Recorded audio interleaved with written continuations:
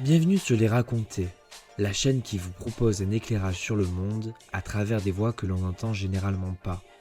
Aujourd'hui, je vous propose d'aller à la rencontre de Lucie Boucher, créatrice de filtres en réalité augmentée. Quel peut bien être l'intérêt de ces filtres, véritables masques de polygones à notre disposition? Quelle imposture nous offrent ces masques qui, au lieu de nous dissimuler, nous aident à gagner en visibilité? Bonne écoute.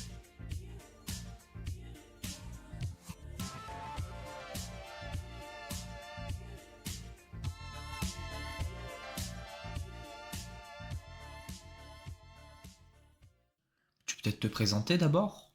Oui, je m'appelle Lucie Boucher.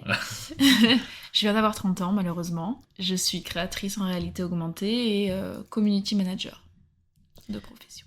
Pourquoi ça s'appelle réalité augmentée? Alors, parce que contrairement à la réalité virtuelle, c'est des éléments qui vont venir s'opposer sur notre réalité. Donc, quand on va, par exemple, ouvrir la caméra de notre compte Instagram ou TikTok, ça va être un maquillage qui va venir se mettre sur notre visage en temps réel, un élément 3D dans notre salon quand on filme notre salon. C'est vraiment quelque chose qui va se mettre en temps réel depuis notre propre caméra, contrairement à la réalité virtuelle qui va être plutôt quelque chose d'entièrement virtuel qu'on va pouvoir utiliser à travers des lunettes genre les Oculus ou quelque chose comme ça.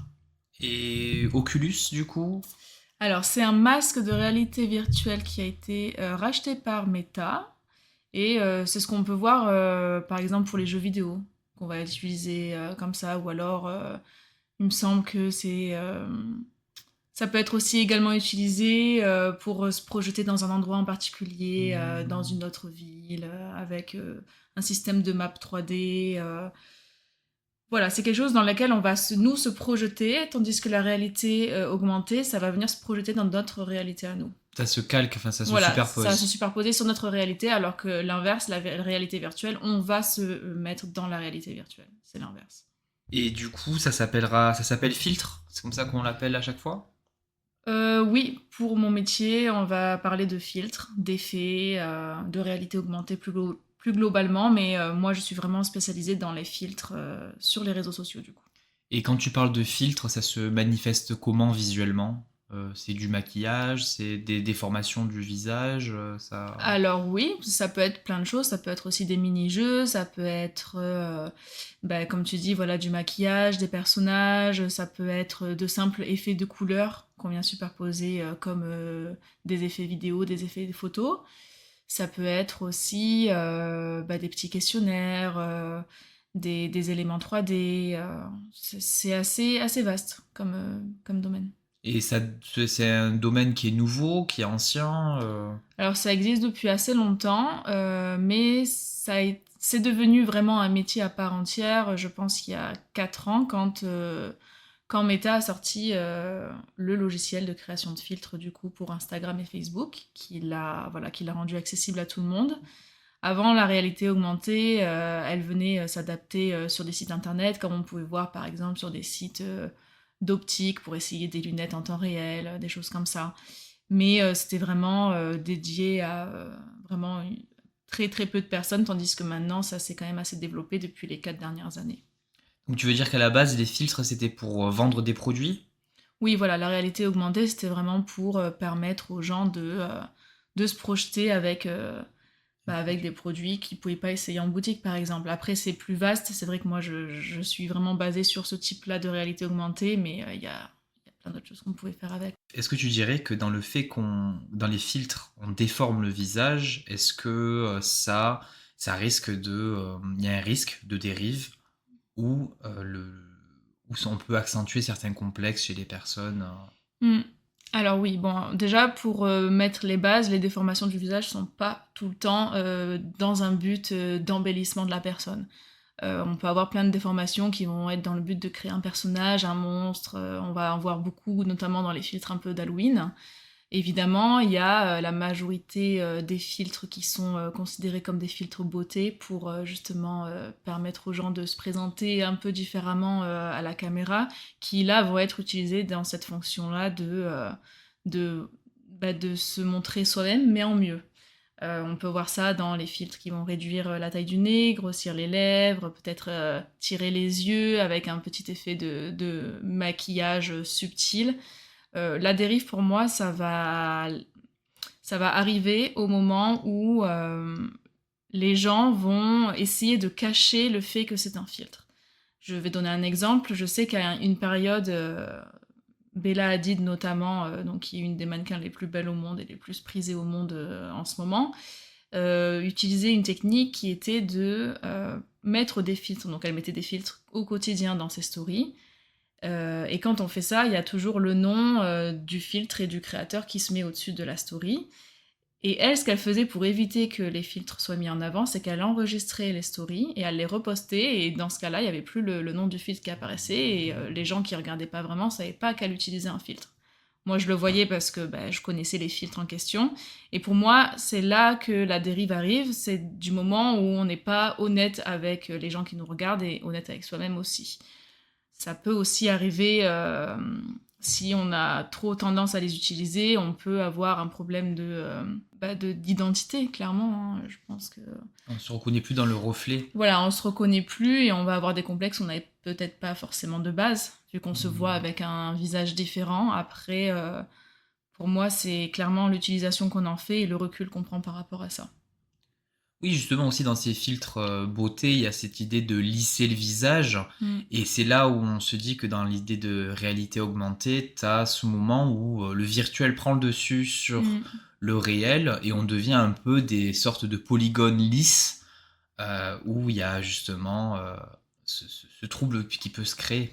Alors, moi j'ai un peu un avis mitigé sur le lissage de la peau parce que personnellement, je trouve que mon téléphone est un peu bâtard avec moi-même et qu'il a tendance à accentuer mes défauts. Donc, je me dis c'est qu'une contrepartie de retrouver le visage que je vois dans le miroir.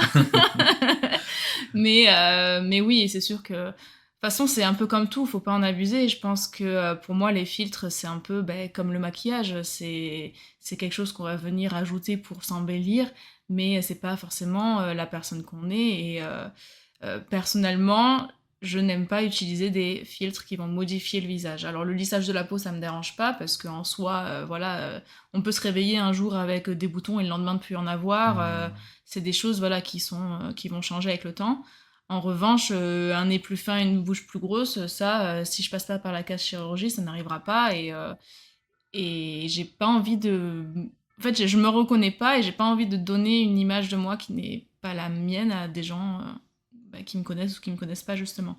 Pourquoi est-ce que tu penses qu'on a besoin de ces filtres? Pourquoi est-ce que tu penses que on ait ce besoin de déformation du réel, que ce soit pour s'embellir ou pour s'enlaidir, pour se déformer, pour...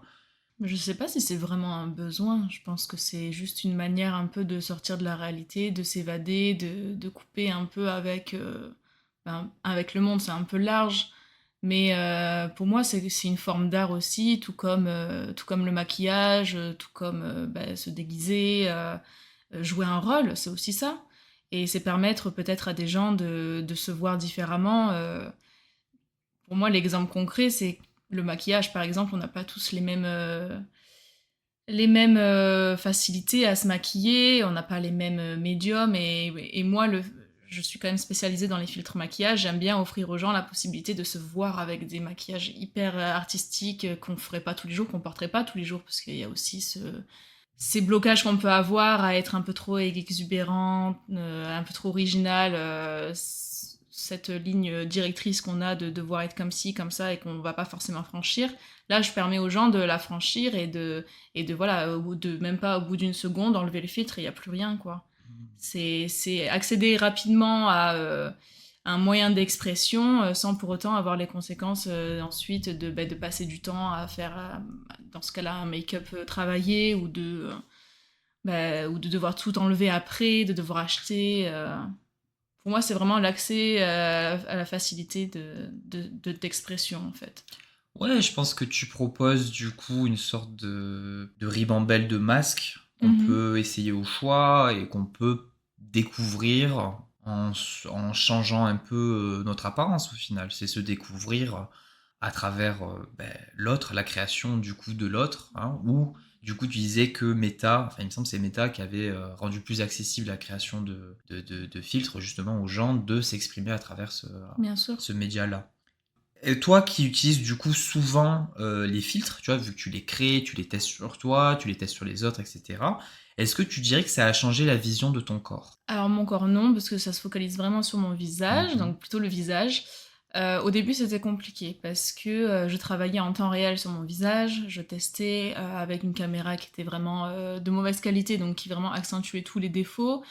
Et quand je suis rentrée dans ce processus de création de filtres, j'étais vraiment du lundi au dimanche dessus. Je faisais mes filtres et le week-end, je faisais une vidéo tutoriel parce que j'avais une chaîne dédiée à la création de tutoriels sur le logiciel de Meta. Et vraiment, je passais mon temps à me voir à travers l'écran de la caméra, de l'ordinateur. Et là, ça a été compliqué parce que à trop me voir, je ne m'aimais plus. Mais surtout que je voyais une image qui était biaisée de moi, parce que je me voyais pas dans un miroir, mais dans une caméra pixelisée, etc. Et ça a été compliqué, c'est bien qu'à chaque fois que je tournais une vidéo, il fallait que je sois ultra maquillée, qu'il fallait que voilà, je sois dans une bonne lumière, etc. Et au bout d'un moment, j'ai changé un peu ma façon de créer, c'est-à-dire que au lieu de me baser sur une vidéo en temps réel de moi, je me suis enregistrée, parce qu'il faut savoir que dans le logiciel de filtre, on se base sur des vidéos préenregistrées pour tester, donc le maquillage, etc. Donc moi, j'ai fait ma propre vidéo de moi-même pour pouvoir travailler dessus plus tard. Et du coup, ça me déconnecte complètement parce que c'est une vidéo de moi, mais en même temps, c'est moi de loin parce que c'est une vieille vidéo. Et j'ai plus ce problème-là de rapport à mon identité, etc. Parce que je travaille plus sur moi en temps réel. Je pense que le problème que tu sois créatrice de filtres, c'est que ça te donne l'illusion du contrôle de ton image. Et au naturel, tu peux pas constamment régler l'éclairage, ce genre de choses. Bah voilà, après, suite à ce nouveau métier, j'ai eu une pause pratiquement d'un an où j'ai déconnecté des filtres. Alors pas par rapport forcément à mon image, mais par rapport à plein de choses qui sont venues se superposer sur le métier. Et c'est vrai que j'ai vraiment eu besoin de complètement me déconnecter et même moi me réapproprier ma propre image. C'est-à-dire que j'ai essayé de moins me maquiller. Maintenant, j'ai vraiment l'inverse, c'est-à-dire que dès que je vais me maquiller, je vais avoir l'impression de mentir aux autres alors que c'est pas un mensonge. Mais c'est limite devenu difficile pour moi de me maquiller alors que j'adore ça parce que j'ai l'impression de pas me montrer sous mon vrai jour. Donc je suis un peu dans ce processus-là de me réapproprier mon image au naturel et même sur les réseaux sociaux à partager de plus en plus des photos de moi sans maquillage, bon, sans filtre, ça fait longtemps que je le fais, mais vraiment de montrer la peau, à quoi elle ressemble, les cernes, voilà, c'est vrai qu'on n'est pas tous des poupées de cire et je sais pas si c'est les filtres qui ont accentué ça ou si c'est, peut-être qu'on en parlera plus tard, mais les dates, les rencontres, etc. Le fait de toujours être au top, de devoir se présenter en mode hyper bien maquillé, bien coiffé, bien habillé. Je crois que j'ai eu un ras-le-bol de tout ça et maintenant j'essaie d'aller à contre-courant de ça. Oui, je pense aussi qu'à force de superposer les masques, les filtres, sur toi, t'oublies le modèle original, la toile originale, vierge, qui est toi. Ouais, après, comme je te disais, ça fait longtemps que moi, voilà, mes filtres, je les utilise pas. Je les crée, je fais ma petite vidéo et après, je les laisse, quoi. C'est plus trop un problème pour moi. Ça l'était peut-être au début. Maintenant, ça va. Est-ce que tu penses, vu que tu es souvent dans les réseaux et tout, que maintenant il y a il y a plus de prévention sur ce risque de dysmorphie, de ne pas se reconnaître à travers les filtres, ou est-ce que tu penses que au contraire, les réseaux sociaux jouent sur ce trouble visuel, ce trouble identitaire pour plus vendre de filtres?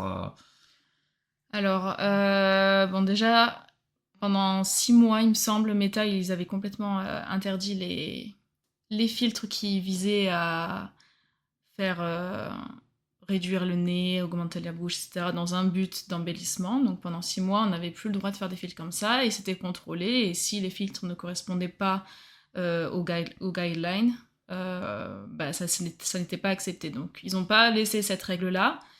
Bon, évidemment, c'était une règle qui avait été mise en place justement pour ces problèmes-là de dysmorphie chez les jeunes, qui était devenu un problème. Ils ont mis ça en place, sauf que ça n'a pas duré parce qu'en fait, ils se sont rendus compte que c'était bien trop compliqué à gérer parce que il y a plein de filtres qui utilisent justement la modification du visage, mais à d'autres buts que d'embellir. Et ça mettait des délais de validation hyper longs de 2 mois et c'était pas gérable parce que tout devait être contrôlé par des humains. Donc ils ont annulé, d'autant plus qu'il y avait plein de créateurs qui arrivaient à passer outre et à faire valider leurs filtres malgré tout. Maintenant, je dirais que depuis, il y a TikTok qui est arrivé avec son logiciel propre à la création de filtres et notamment le filtre Bold Glamour que tout le monde a vu sur TikTok qui littéralement te transforme en star de série TV américaine en 2 secondes. Et là, pour moi, ça devient problématique dans le sens où le filtre est tellement bien fait que quand tu vas mettre ta main devant le visage, le filtre va pas bouger parce qu'en fait, il détecte la main. Tandis que sur Instagram, on a toujours le moyen de reconnaître quand il y a un filtre parce que voilà, moi par exemple, qui ai des lunettes, ça va se voir s'il y a une déformation, les lunettes vont être déformées. Si le maquillage, tu bouges, il va se mettre par-dessus la lunette, ta main pareil. Et quand voilà, le masque va bouger. Sur TikTok, avec ce filtre-là en particulier, ça ne le fait pas. Et c'est là que ça peut devenir problématique parce que tu peux carrément t'inventer un autre visage et personne ne remarquera. Et surtout, ça vient en contraste avec l'idée de réalité augmentée, parce qu'on n'arrive plus à discerner ce qui a été ajouté à la réalité de la réalité même. De plus en plus, hein, ça devient problématique. Alors moi, d'un point de vue de professionnel dans le milieu, je trouve ça incroyable parce que les capacités, elles sont folles de se dire on est arrivé à un point où genre les filtres sont même plus détectables. C'est génial pour moi. Mais d'un autre côté, je vois de plus en plus les gens utiliser des filtres comme ça. Et alors, il y a le double utilisation du filtre. Il va y avoir ceux qui l'utilisent en mode pour se créer des personnages, créer des petits scénarios, des petits sketchs, etc. Donc ça, je trouve ça hyper intéressant et hyper créatif. Et t'as ceux qui vont l'utiliser parce qu'ils se trouvent mieux comme ça et que du coup, c'est une manière pour eux de pouvoir continuer à se filmer sans trop avoir de complexe, j'ai envie de dire. En tout cas, de pas les montrer, quoi.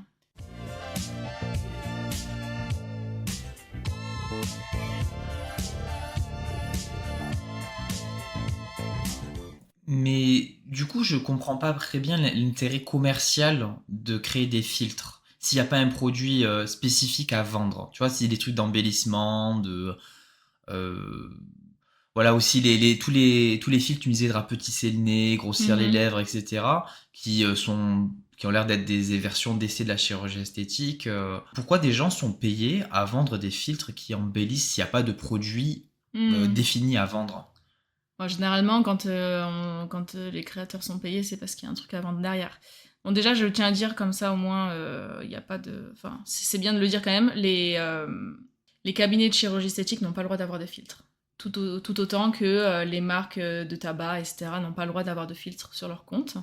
Donc ça, déjà, ça prévient le fait de justement créer des filtres à but de chirurgie et d'inciter les gens à aller dans le cabinet en question, tu vois. Par contre, le principal atout d'un filtre, ce que ça va t'apporter, c'est la visibilité. Ça va augmenter ton nombre d'abonnés, ça va augmenter du coup ton reach, l'audience, les partages. Et ça, dans tous les cas, même si ça vend pas quelque chose, ça va te permettre plus tard de vendre d'autres choses. Parce que si ton compte il grossit et qu'il est mis en avant, d'un point de vue de visibilité, tu gagnes sur pas mal de points, quoi. Ouais, donc c'est la visibilité encore à travers ce masque, quoi. Et je pense aussi le paradoxe de ton métier, c'est que les créateurs de filtres, autant que leurs clients, ont ce besoin de visibilité. Et du coup, vous êtes codépendant, quelque part. Bien sûr. Non, mais c'est un problème, hein. Moi, je sais que je suis un peu frustrée parce que j'ai des projets sur lesquels j'ai bossé et dont je suis fière, dont je peux pas parler. Et ça, c'est pas propre aux agences de filtres, mais c'est propre aux agences de publicité qui ont un client et qui vont sous-traiter le travail. Et du coup, moi, j'ai pas le droit de communiquer sur le fait que j'ai travaillé sur ce projet-là.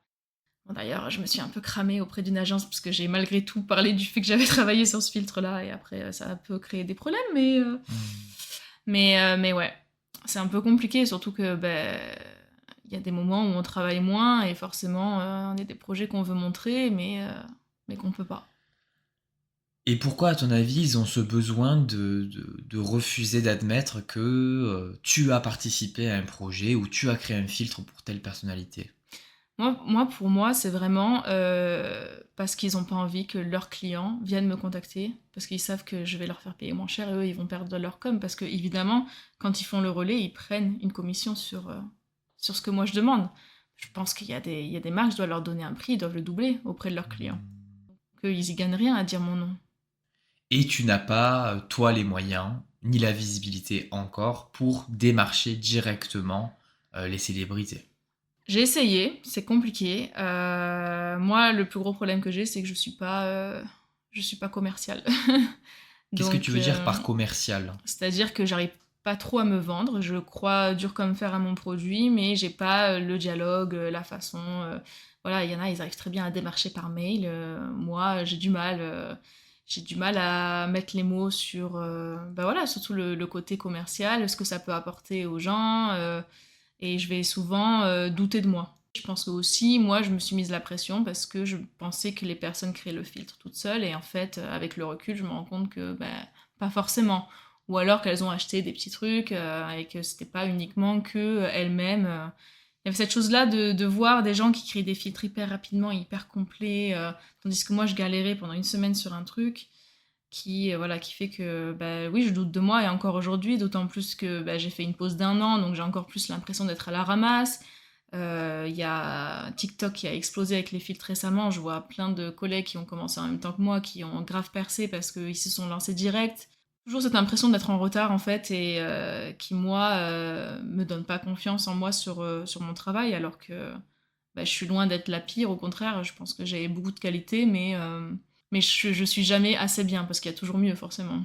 Ben, je pense que tu es la victime des lois du marché, quelque part, où il y aura toujours une concurrence, Mm. et ça va un peu en contradiction avec l'instinct, je dirais, d'entraide que tu as pu retrouver dans la communauté. Je ne sens pas tellement la concurrence ou quoi, parce que je pense qu'il y a un marché pour tout le monde. Mais oui, il y a des personnes qui sont aidées, voilà, qui forcément ont plus peut-être le côté marketing que moi j'ai pas et qui arrivent plus du coup à se démarquer. Voilà. Et puis aussi, ces personnes, tu parlais d'une sorte de coup d'avance Mm, qu'ils auraient sur toi, mais aussi ils n'ont pas les mêmes parcours de vie que toi, bien sûr. ils n'ont pas eu les mêmes opportunités, pas les mêmes contacts, pas les mêmes formations. Donc forcément, voilà. Et il y a un moment où je pense que t'es limité dans l'auto-formation et qu'on a tous besoin d'un petit peu de chance pour avoir le bon contact au bon moment Mm. et ensuite pouvoir attaquer. Non, c'est sûr. Quel est généralement le statut d'un créateur de filtre? Est-ce que c'est une personne qui a un CDI, un CDD? Est-ce qu'elle est freelance? Alors la plupart, ça va être soit des personnes en freelance, soit des gens qui vont créer leur boîte. Donc soit ils seront patrons, enfin en tout cas les gens avec qui j'échange sont souvent les patrons de leur propre boîte, ou alors en CDI, mais c'est très rare le CDI parce que les filtres, c'est pas quelque chose qu'on va forcément avoir mensuellement. C'est-à-dire qu'il y a des agences, elles vont pas être que agences de filtres, elles vont être aussi agences 3D, agences de com. Et ils vont pas avoir forcément besoin de quelqu'un à temps plein pour travailler sur un filtre, parce que ça peut leur coûter cher. Donc ça va souvent être quand même de l'auto-entreprise. Et c'est quoi les avantages et les inconvénients d'être donc auto-entreprise? C'est freelance, c'est la même Ouais, voilà, c'est chose? ça. Ouais. Mm. C'est quoi les avantages, les inconvénients de ce statut-là?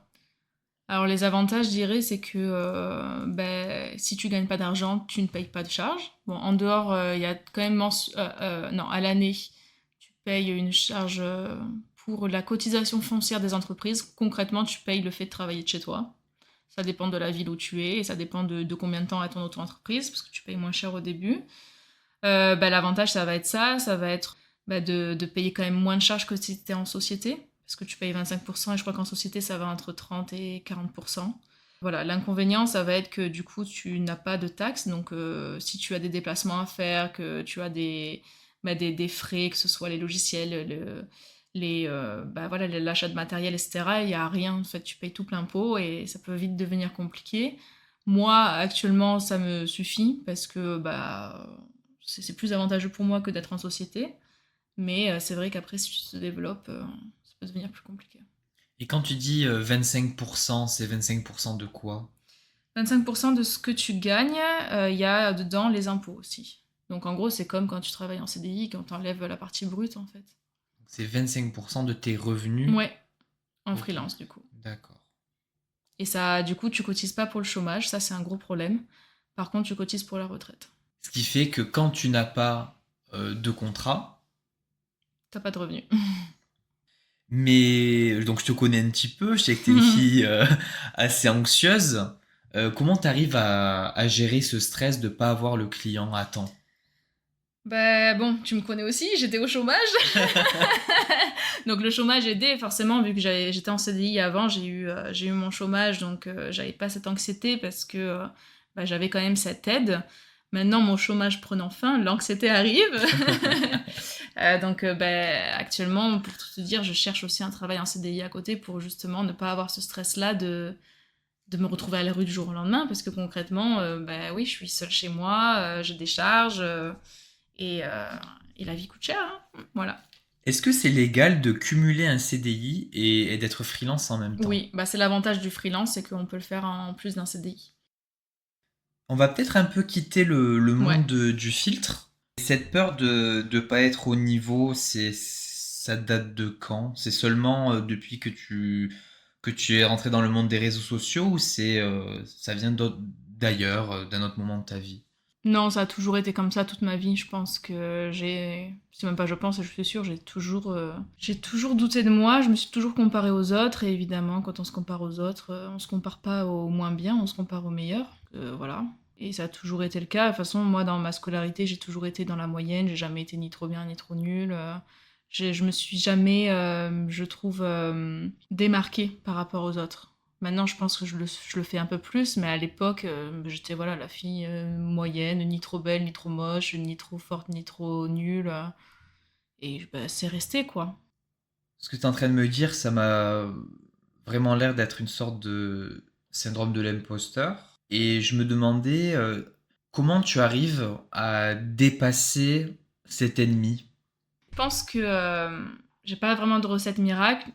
Pour moi, la meilleure façon que j'ai trouvé de me sortir un peu de cet état de doute, etc., c'est de m'autoriser à rêver grand.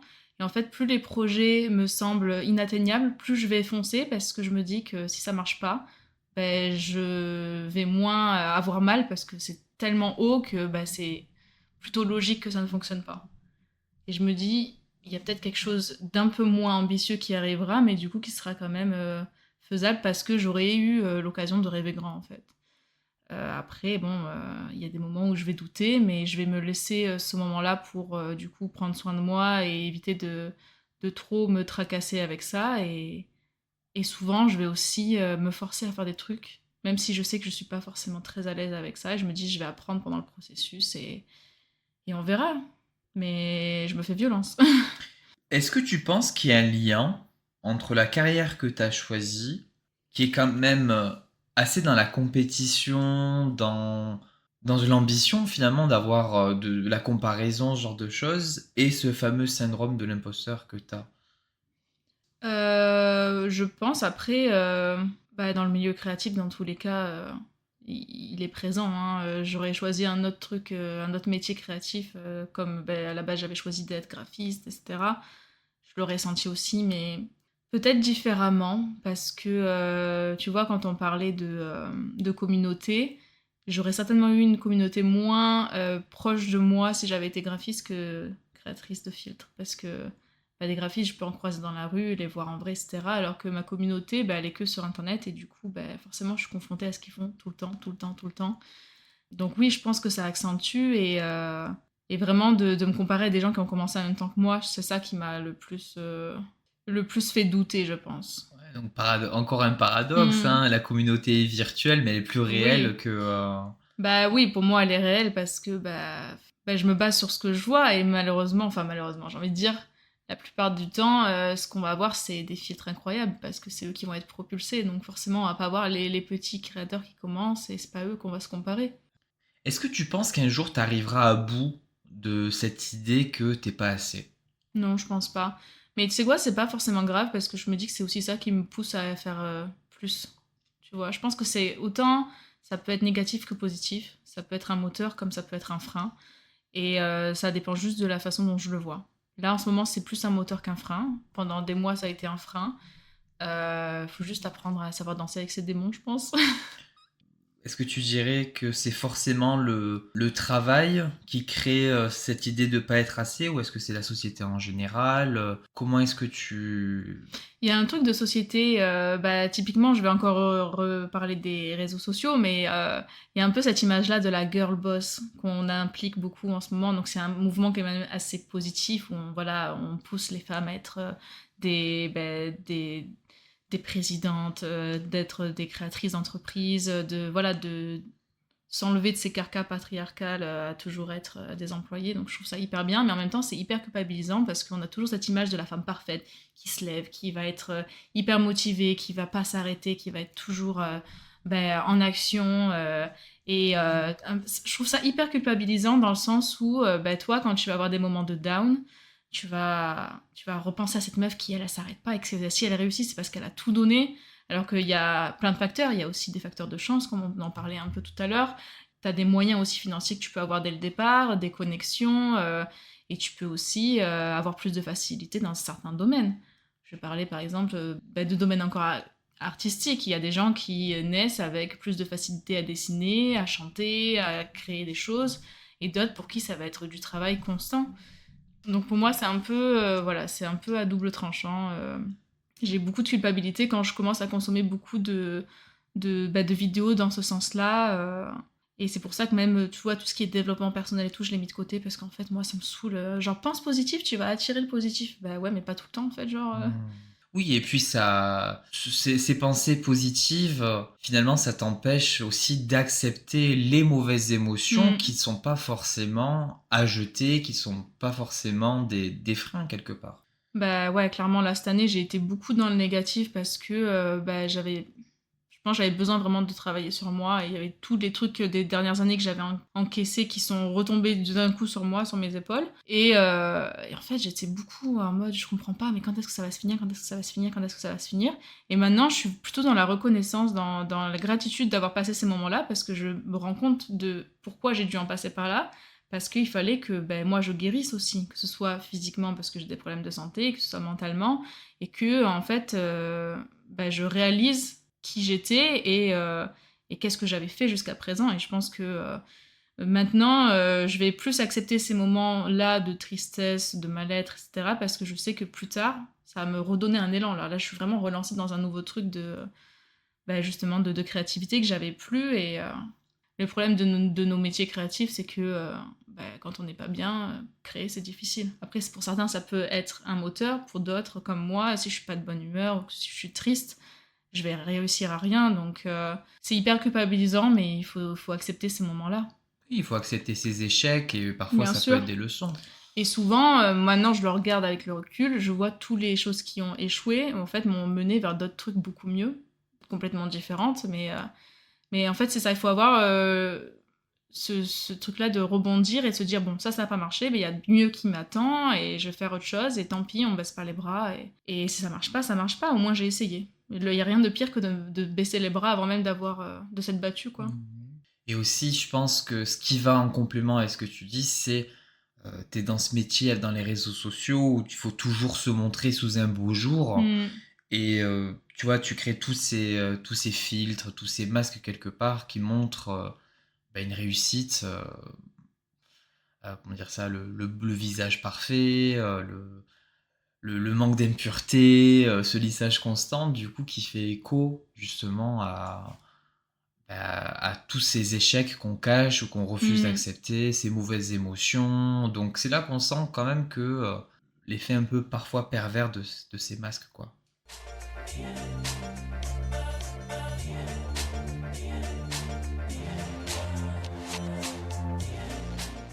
Est-ce qu'il y a un élément, une chose qu'on n'a pas abordé, que tu aimerais plus aborder, ou creuser, ou révéler, ou... Je sais pas, on peut peut-être parler du fait que la perception des métiers créatifs en général. Je pense que moi, concrètement, des fois j'ai un peu du mal à me vendre parce qu'on me donne l'impression que mon métier est facile et que mon métier est passion et que la passion ne mérite pas un salaire. Et ça, je pense que tous les graphistes, tous les photographes du monde vont me dire la même chose. On est tous passés par là, de devoir justifier des tarifs qui ne devraient pas être justifiés. Je sais pas, quand on va chez le garagiste, quand on va chez le coiffeur, on va pas essayer de négocier un prix. Tandis que c'est quand même assez courant dans nos domaines de voir des négociations dans les prix. Et toujours cette impression de devoir se brader et de devoir accepter, par exemple, même des fois de créer gratuitement pour de la visibilité.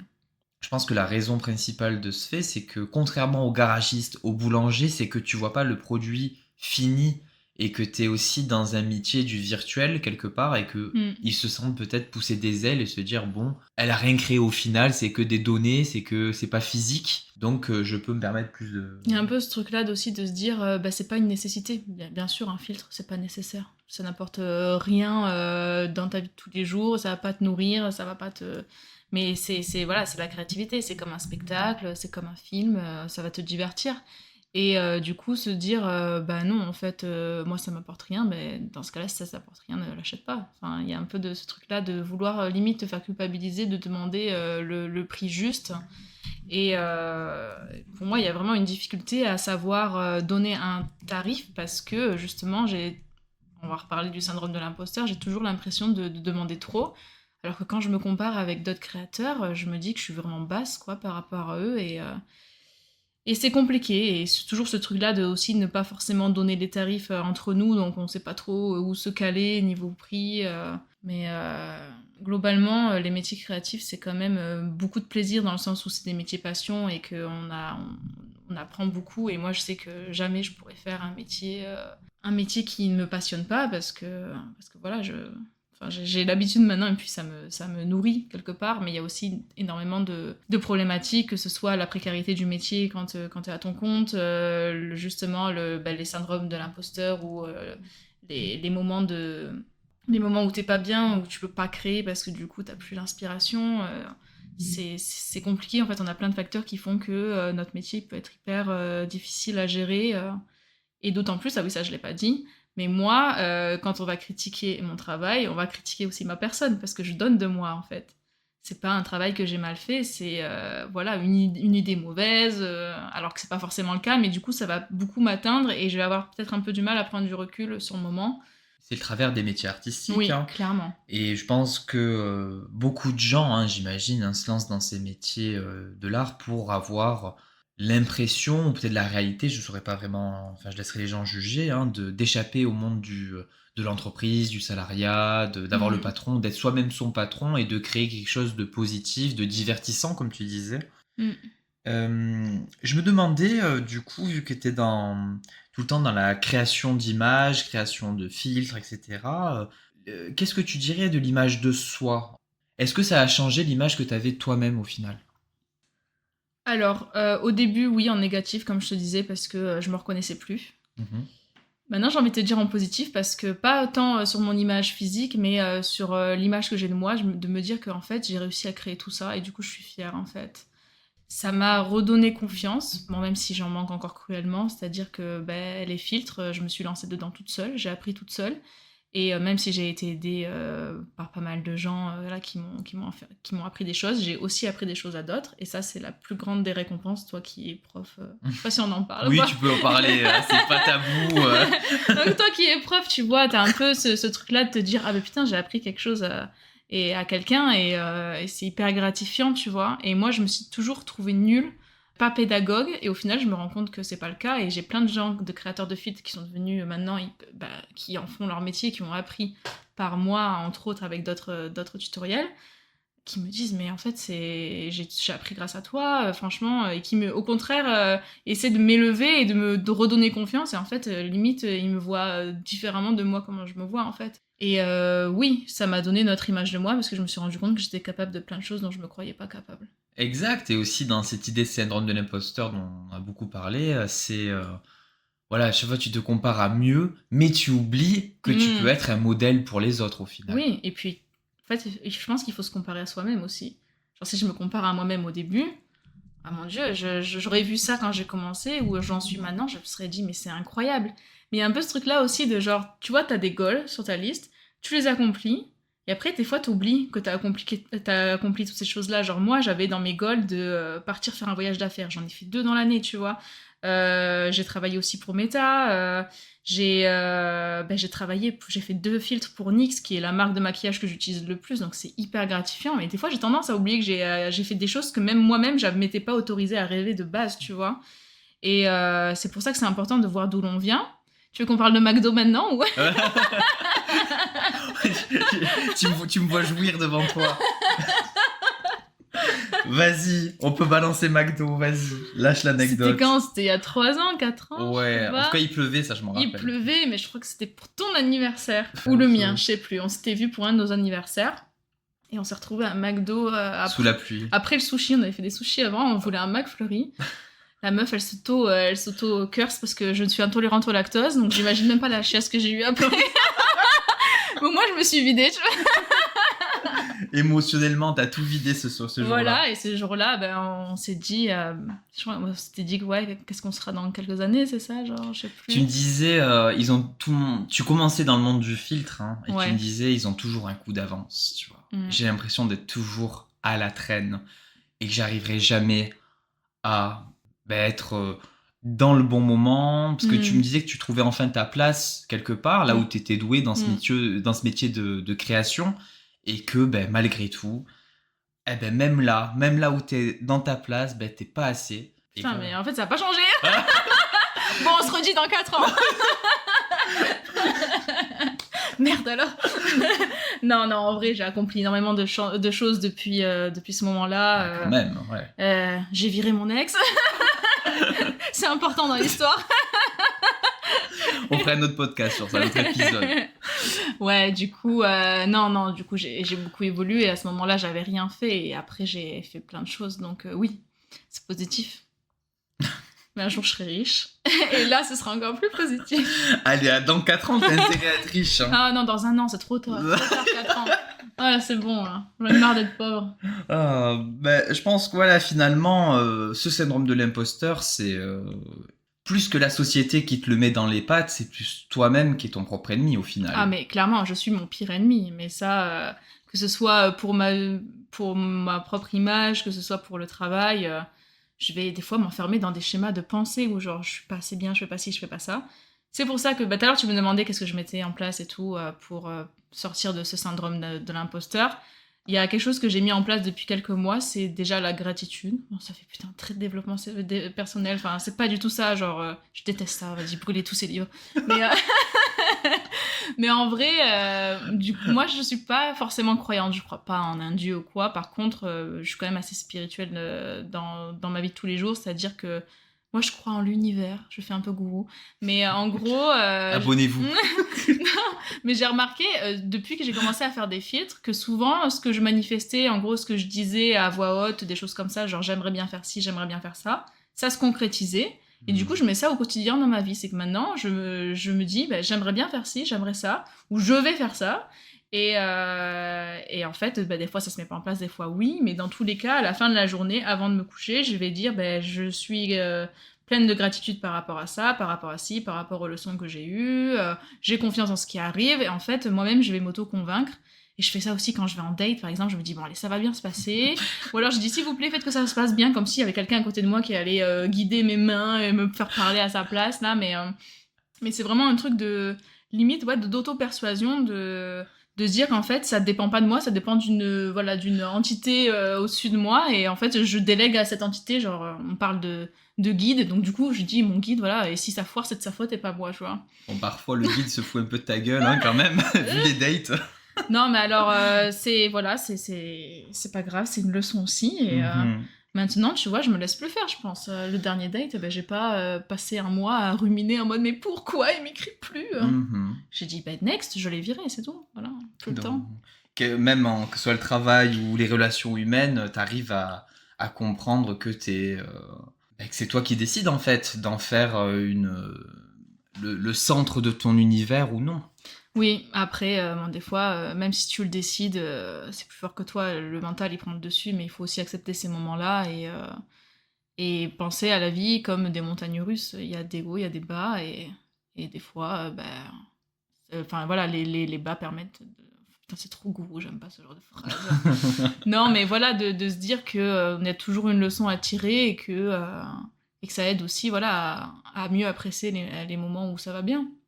Ouais, et puis bon, moi je me permets, hein, d'un point de vue extérieur, je me rappelle, j'aime bien te ressortir cette anecdote du McFlurry sous la pluie, mais parce que je vois l'évolution, tu vois, je vois que t'étais au début, voilà, pas sûr de toi et tout, et après je te vois dans une vidéo de méta en train de, avec plein de caméramans autour, avant de faire ton tutoriel pour méta, et aussi il y a François qui s'est pointé pour t'interviewer, t'as participé à la création d'un livre, il me semble aussi. Ouais, on m'a interviewé pour un livre aussi, toujours sur les sujets de l'image et des filtres. Interviewez-moi pour autre chose, s'il vous plaît. Désolé. J'ai d'autres choses à raconter, super intéressant. non, mais je trouve ça hyper intéressant, surtout que moi, voilà, j'ai quand même cet attrait pour, pas pour la chirurgie esthétique, mais justement pour tout ce qu'il y a autour de la chirurgie esthétique. Je trouve ça hyper intéressant. Mais Ouais, l'image qu'on renvoie, quoi. Ouais. Oui, voilà, et puis de voir que c'est de plus en plus démocratisé, je trouve ça effrayant et en même temps, c'est captivant à voir, quoi. C'est fascinant. C'est fascinant, genre, moi je pense que j'aurais été psy dans une autre vie si j'avais pas été nulle. Ouais, mais j'aime bien que, tu vois, au final, tu parlais de création et les filtres, c'est un peu modeler l'image de l'autre, quoi. Ah, en fait, je suis Dieu, quoi. Ouais. Coupé. C'est bon, le syndrome de l'imposteur est parti, la meuf part en...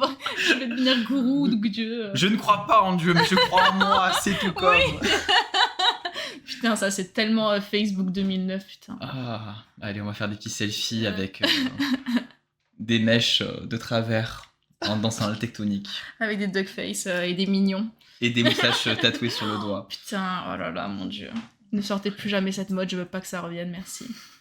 Est-ce que tu... Oula, je me reprends mes esprits.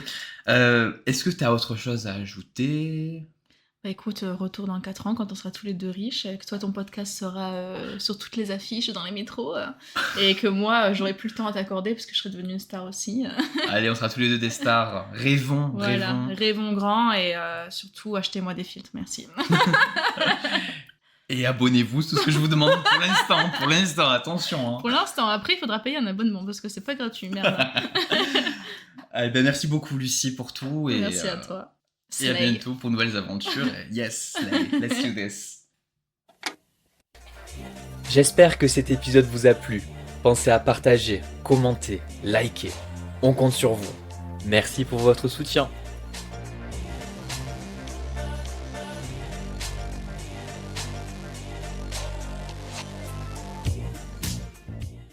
Interviewé Lucie Boucher, intervieweur Louis Seferian, au montage et au son Pierre Garcia, illustration et communication Bastien Torres, et le logo a été réalisé par Noémie Tableau.